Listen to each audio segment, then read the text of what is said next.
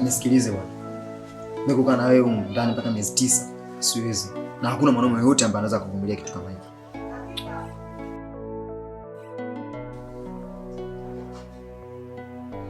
Kama unaonezi ni kero, subiri nijifungue.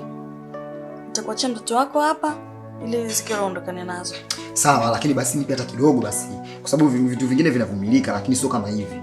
Kidogo tu. Walisema